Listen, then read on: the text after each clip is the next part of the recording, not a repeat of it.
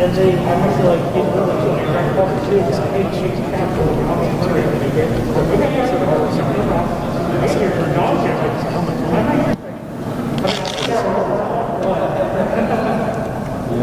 I got that. There we go.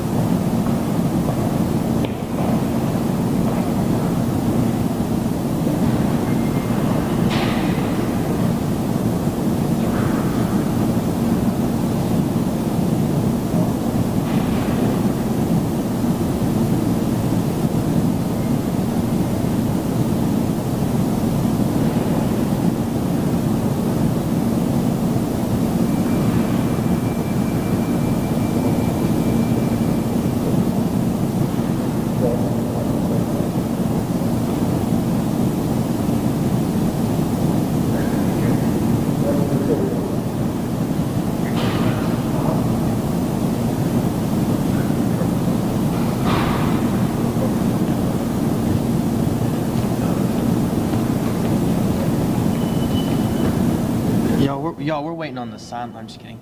Let's go do a sound check. One sound check, anybody? Everybody good? 1, 2, 3, 4, 5, 6, 7, 8, 9, 10. Sound okay? Everybody good? And I don't think I have my white piece of paper anymore, but if you guys need it, I can go find a piece. Unless you're fine. Everybody fine? Okay. All right, good deal.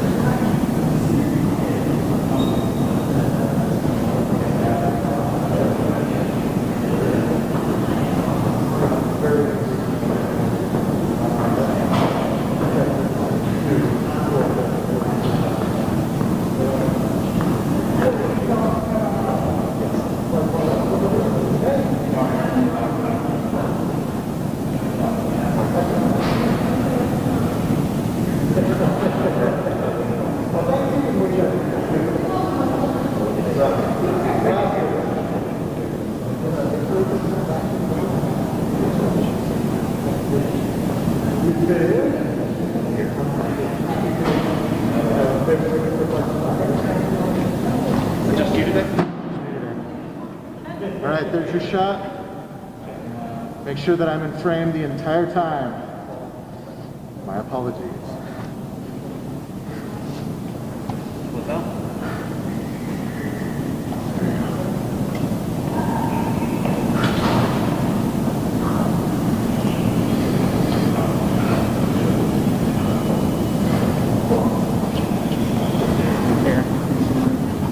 Thanks again, Tom. We waited for it.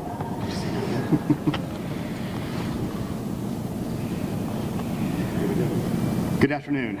My name is Gabriel Sterling. I'm the Voting System Implementation Manager for the state of Georgia. A few things to go over. I want to clarify from the last couple of press conferences. We were talking about the number of cases that we're investigating for 2020, and I realized when we said 250, that was for all of 2020. What it really comes down to is about 101 cases from pre-general election time, and right now 132 cases that are involving the general election. And obviously with that volume of cases, we have 23 investigators. We had an initial meeting with the GBI either yesterday or the day before yesterday. I apologize, I'm not sure which day it was now. I think it was the day before yesterday, and about how we're going to be using some of the personnel and how we're going to work together moving forward. Included in those are several items that are being discussed in the House committee today. I know that I was just name checked up there that the Secretary and I, that we know all about this and haven't done anything. No, we get in affidavits and we put them into our investigations unit, and then our post-certified law enforcement investigators track them down. We do not walk in with a one way or the other knowing how they're going to be, because that's why you have investigations. So we are following the process and following the law for these. Real quickly, for January 5, we are right now at 1,153,912 absentee ballots that have been put into our voter registration system requests.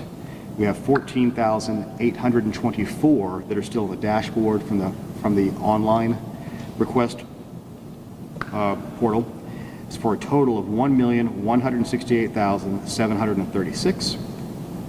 So far, we've had 415,862 requests made through the portal for the January 5th election. And so far, votes that have been cast and accepted, we're at 179,741. Now, on signature verification, that has always been a publicly viewable process under the state law. The state parties are aware of this. We saw only one county on the coast, it was either Camden or Glenn, I can't recall right now which one it was, where we had one observer go in to watch the signature verification process on a petition drive, not on actual absentee ballots. That's the only request we've had this year that we're aware of in the counties.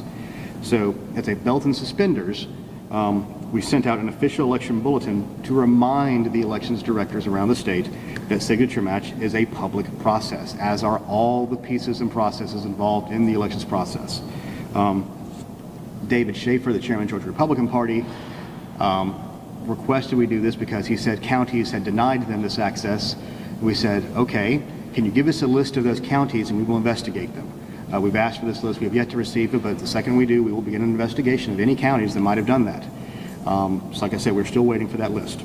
Let's see. We have an investigation right now on vote review panels in DeKalb County, how they were used, how they were staffed, and the processes they used, because we have a specific complaint that also came up in the House committee hearing, so we'll make sure that is in our litany of things that we are investigating. Coffee County, two things on Coffee County. You saw the release we did yesterday explaining what happened in their recount process, that they were the last county. We had been talking to them on Thursday about the situation where they were off by 50 votes. They had obviously two batches of 50 that they had scanned. Again, it was plainly obvious to us that they had double scanned a batch. And the director down there, for whatever reason, didn't like following the process. She had something else she wanted to do. So on that day, on Friday finally, we got a letter from them in the morning, continued to talk to them. She had unexplainable equipment issues. At the same time, 158 counties already finished.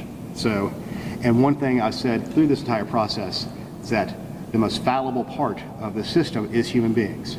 And I am no different on that. Because when I had this press conference the other day, I said, inadvertently said no one was in the office. That wasn't exactly correct. We talked to one young lady who was in the office but didn't have an awareness of what was happening. That was before the director, Ms. Martin, had come in. So she was upset that I had said they weren't there, so I'm making it clear that they had somebody in the office. Ms. Martin wasn't there yet. We also had a member of our staff talk to the county commission chairman and their county attorney, who we all had the letter but didn't quite understand what their plan and process was, because we were worried about getting recertification done. But since they submitted an upload that had no change, they did not have to have the board recertify them. Let's see. Another, just clearing up, I am not in fact a communist. I am not a commie. My stepmother is actually from Cuba, so it's actually a little more offensive than normal to be called that. And in my early career, I was very much on the side of the Contras against the Sandinistas in Nicaragua while I was at the University of Georgia. I even met with General Adolfo Calero. So again, this is silliness and unseriousness in a very serious time. I believe I can speak for the secretary, myself, and likely the governor. None of us have received any money from the Chinese communists. And as I'm saying this out loud, it seems even that much more ridiculous that I have to say it. But that's where we're at right now. So we're continuing to try to debunk these things. Again, former Mayor Giuliani played the repeatedly debunked State Farm video in the House committee today. Giving oxygen to this continued disinformation is leading to a continuing erosion of people's belief in our elections and our processes. We have rules, we have laws. The president has filed an official election challenge in Fulton County Superior Court, and that is the proper venue for going through these continuing claims. I've seen the numbers that have been submitted through that. We have begun our process of trying to investigate those, where they say there's like 10,000 felons. So far, our initial investigations of potential felon voting is at less than 100. They say there's people who are not even registered who cast a vote. There is no physical way to cast a vote unless you are in the voter registration system. You cannot get a ballot. You cannot get, there's no way to process it. So it is an impossibility. Let's see, 60 some odd thousand people who are younger than 18 years old. Again, it is the system will not allow you to produce a ballot for that individual. And in the beginnings of the ones we saw, all of them registered at 17 and a half, which you can in the state, and they were turning 18 before the election day. So they are legal voters of the ones we've looked at so far. I'm not sure how deep we've gotten into it, but I know we began that process. Let's see. There's just so much disinformation. I think I said the other day, we have a shovel or against an ocean. It's an ocean that's being perpetuated by the President of the United States and his legal teams, and they have the rights to go through their due process. What they don't have a right to do is then bring them out in a way that they can't be questioned and they can't be, even looked at in a real way. And they give it they give it more heft than it deserves because the president is saying it. And I understand people are still emotionally raw. I still have family members who just they cannot possibly imagine how Joe Biden has won the state of Georgia. He did, through several different ways. We had about over 20,000 people just skip the presidential race. They just didn't vote in it. They went down and voted in other races. If you take 8 counties, 6 in metro Atlanta, in the 2 around the University of Georgia, Clark and Oconee, David Perdue got more than 19,000 more votes than the president. If you look at this thing, we have a new report we're going to be looking at from a federal lab showing that there was no fraudulent voting in this state by comparisons to previous elections. Everything we saw here was relatively normal. People who do not understand what's been happening in the state in the last 10 years are the ones who are really thrown by this. Guess what? Gwinnett and Cobb County flipped from very Republican years ago to very Democrat now. The New York Times had a very good visual piece showing the way that the votes were cast in metro Atlanta in 1984, that Fulton County was the only Democrat county in that year. Then in 2000, there were 3 Democrat counties. Then in 2016, I think they were all but 2 Democrat counties. This is a normal progression you see in politics sometimes. DeKalb County was the hotbed heart of the Republican Party from the 60s into the 70s and into the 80s. Now it is the hotbed heart of the Democrat Party. These things happen. If you pay attention, you know that. The continuing disinformation is harmful, It's continuing to create a threat environment in the state. We've had people be followed. We've had an elections director now, I believe, had a car window broken out after getting a threatening email at 2 in the morning. And we have people stalking outside of our elections offices in Cobb County. We've had our warehouse manager. He was simply taking trash to the dumpster. And he had somebody follow him with a camera and telling him he was going to be going to prison. This guy, again, is just a guy with a regular job. We have to be responsible. We have to continue to be responsible. This office will continue to be responsible and follow the law and follow the rules. Yes, be upset. Yes, be ready to fight for January 5th, because that's the important thing. And no, do not listen to those who tell you don't vote on January 5th as a protest. That's silly. It's a silly thing to do, to deny yourself the vote. And I've had to have this argument with people I've known for 20 years. The best argument I've had to get through to some people who believe that their vote didn't count, I said, okay, I'm telling you the theft didn't happen, but if you believe it happened, if you really believe somebody stole this from you, don't make it easier on them to steal it next time. Go vote. Get your friends to vote. Overwhelm it if you really believe that's what's happening. Because we have to have faith in our system at the end of the day. We're going to follow our laws, we're going to follow our rules, we're going to take all these investigations, all 132 of them, and they keep on growing every day. We're going to get them to their conclusion, bring the state election board, and somebody needs to be prosecuted, either by the Attorney General's office, the U.S. attorneys, or local DAs. We will refer them. That is the process here. But we have certified this election. The electors are going to vote on December 14th. And Joe Biden's going to be the President of the United States, barring some miraculous courtroom thing. And lastly, on this Texas lawsuit, we agree with Attorney General Carr that it is constitutionally wrong, wrong on the law, and wrong on the facts. So with that, I'll take any questions y'all might have. Yeah, John. Is there another issue in the news right now is this matter of the hearing in federal court and the issue of 98,000 voters supposedly moved, and there's some questions about whether they really did live, whether they should have been purged. Plaintiffs are saying you illegally purged them and they want the judge to order them back on the rolls. Can you comment on where the state is in that issue? I'm not totally positive on where we are on that particular case, and I thought it was more than that. But we have so many damn cases, John. I'm not sure which one's which. But if this is the one based on the research done by Greg Palast, which I believe it is, this is, again, a fundamental misunderstanding of how list maintenance works and how NCOA works. What happens is the NCOA list is live and active for about 2 years, okay? So, And then you refer to the National Change of Address, okay? Sorry, National Change of Address is NCOA. It's live and active for about 2 years. But as you know, you have to be made inactive, and then you have to miss 2 general elections. So we're talking about a process that can be 6 to 8 years. So if you're made inactive on the NCOA list over here, the NCOA list continues to go for 2-year spates this way. So when you go back to see these people who are being removed due to inactivity, and remember, we have to send them a postcard as well to remind them, say, hey, we're about to remove you from the list. We also put all 300 and some odd thousand out on the internet. Nobody stepped forward to say, oh, I shouldn't be on this list, and they could have easily re-registered. So we have those 200,000 that are over here. So if you go back to when they were first made inactive, that NCOA list is gone. There's nothing to refer back to. So they're basically misunderstanding how this process works, and that's the underlying part of it. and the point is that you believe they should have been purged, or what is your argument on that? Well, I mean, we properly followed the law based on the federal National Voter Registration Act that we have to do list maintenance. They were put on there because they were on the NCOA list. That's what started the process. Then they missed, and they were sent a mailing saying, hey, we're going to make you inactive if you don't respond to this. And then they missed 2 general elections in a row and didn't have any contact.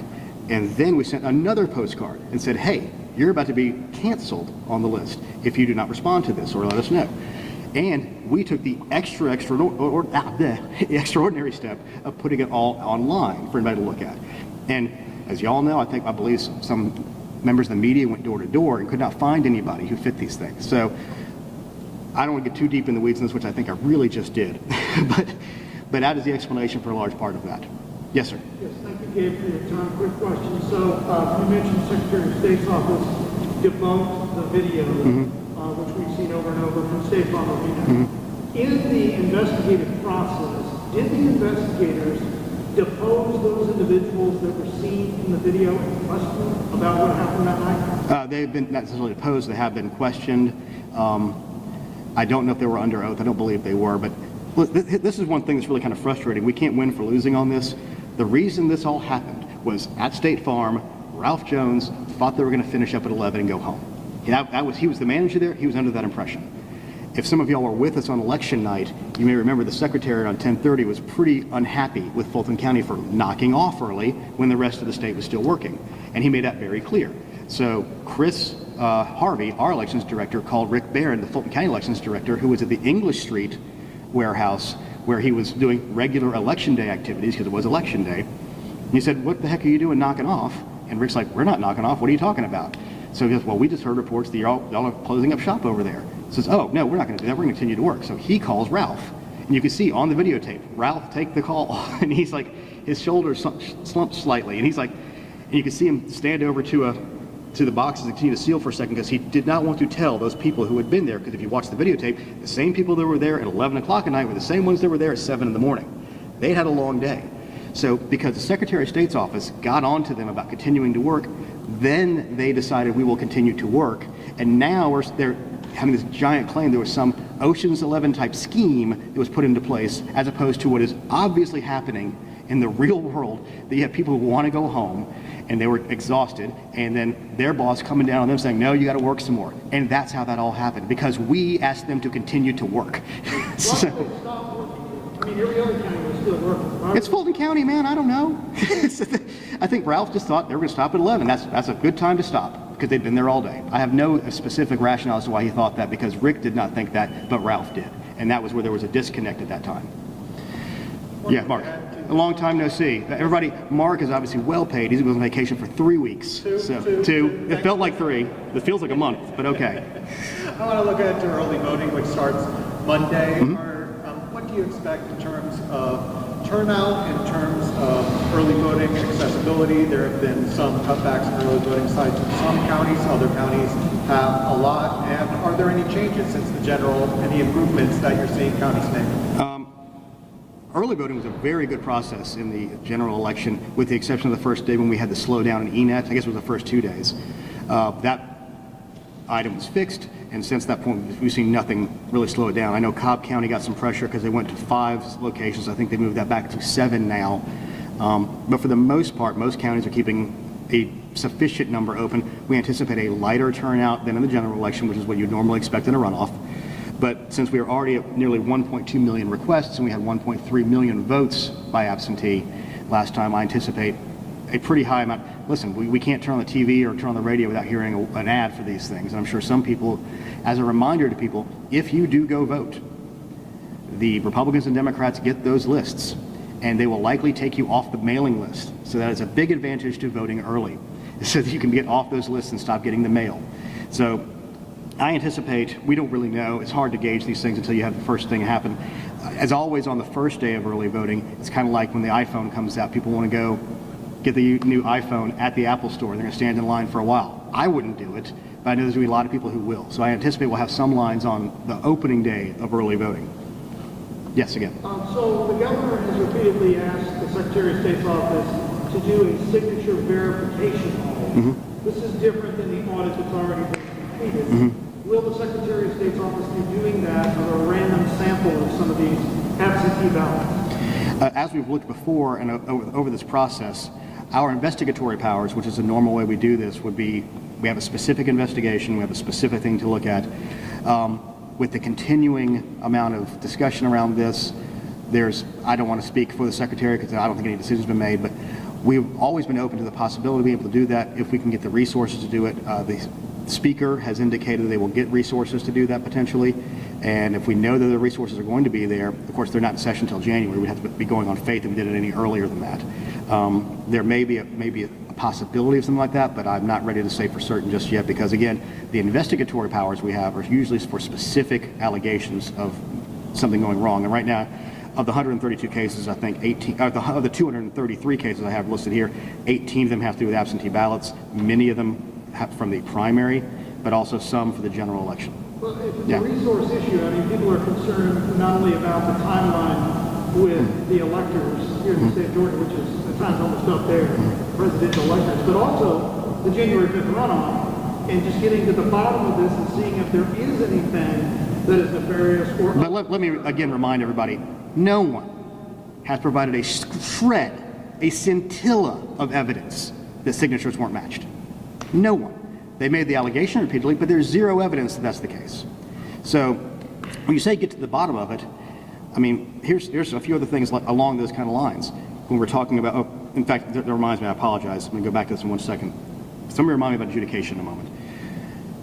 We're going to have to do some things, obviously, to reinstill faith in the system because the President of the United States and many of his enablers have undermined it through continuing disinformation and falsehoods that are based on nothing other than speculation, no evidence. So going back to one thing from Coffee County, I forgot there was 2 things I said about Coffee County. I forgot the second one. Some of y'all may have seen a video today wherein Ms. Martin, their director, was showing people how she can change votes. Okay, it's adjudication. You're supposed to have a voter review panel there to make decisions. And in that system, there's an audit mark that goes along with it and a log file so we can see who has done what. So that's kind of how adjudication works. I don't know what it looks like. I make a decision and I change it in the system so that we can actually cast that vote. What she showed was not that. So if I can go in the street and shoot someone, that would be against the law. What she was doing would be against the law if she did that. So it's a little disingenuous to say, oh, it's a massive hole in the system. No, it's how the system's supposed to work. It is an improvement on the old system that if you had an overvote or an unknown mark, that vote is just gone. In this one, human beings can then look at it to make the decision. And it means we're more likely to enfranchise people and get to that point. The old system, like I said, overvote, you're out, and if it's mismarked, doesn't matter. Now we have a system that allows an extra level of review to protect each voter's vote. And trying to turn it into something that is somehow nefarious is, again, an undermining of the system that we've opened an investigation into Coffee County over both how they handle the recount and that video. And just for security purposes, insanely, she put this on YouTube, or somebody did, working with, I believe, Ms. Powell. She put her password out on YouTube. So we're going to have to deal with her on security side for that as well. So again, it's frustrating to have to deal with a lot of these things. And I know y'all are sick of having me come out here and debunk things over and over and over again. And it feels like we're a little creek against an ocean. Yes? So you had mentioned because of all this disinformation that you have to kind of reinstill trust for the voters. So what immediate, or if any immediate actions is the office taking to make changes to the current voting? Well, no one has made anything to say the voting system is in some way not working properly. Let's keep that in mind. There's been zero evidence to that effect. None. So the main thing we did in order to address the specific thing on signature matching was to remind everybody this is an open process. You have to be careful with that process because when you were doing the signature match on the screen, there is personal identifying information on there which the counties are also legally obligated to protect. So we don't have a process where a Republican and Democrat elector will stand over their shoulders to say, I challenge that. That's not how this works. However, I will remind everybody, in the majority of counties, except for the small amount of them that have probate judges running these, there are Republican and Democrat election board members who have unlimited access to the process. They actually have jobs they can do. I mean, these are not honorary appointments. If you're really there for a Republican Democrat Party, you should be in those meetings and on those processes to make sure the employees that you have hired, those elections boards hire the elections director hires the staff. It is the obligation of Republican and Democrat board members alike to assure that the laws of the state of Georgia and the rules of the state elections board are followed. I strongly encourage every county's election board members to be engaged from the time we begin this process for logic and accuracy testing for the BMDs will be used on December 14th all the way through to when they do the final absentee ballot count after January 5th. They have a job, they have an obligation, and they have a duty. And having those individuals engage in their local communities will be another step to helping build trust again in the system. Yeah, John. Back to early voting. Yeah. Are you confident that all 159 counties will have enough places for people to go vote early and enough people to work those places? For example, in Forsyth County, I understand there was a proposal to expand the number of voting locations for early voting and maybe even extend the hours. And affected. Are you confident that still everything's okay? I feel very confident everything's okay. We've got it's 3 weeks. If you can't figure out some time in 3 weeks when the lines are down, and most of the big counties now actually have information on their website or on their apps showing what the lines are at each individual location. So by using technology, I think we're going to make better sure that people can vote and take advantage of that early voting option. And so, for example, in Forsyth County, the proposal to expand the number of the stations and the hours does not concern you when you decided not to do that. Listen, I say this repeatedly, counties run elections. We encourage counties to have as many voting options as possible. We encourage counties to open new polling locations. We encourage them to keep as many available things open for their voters to take advantage of. However, there are things called limited resources, and we have really stretched them a lot this year. And this is the same time when we see county budgets shrinking due to COVID. So there's many things that have to squeeze on them on many different sides. And we are cognizant of that. We are still trying to figure out the best way to help pay for part of the cost they had for the hand tally and the recount. These elections directors and these elections workers are getting worked into the ground. And we're doing everything we can to support them. So I'm not going to second guess some of these decisions that they have to make because of their own limited resources. That it? All right. Thank you all so much. If I don't see you, have a good and safe weekend. And go Dogs.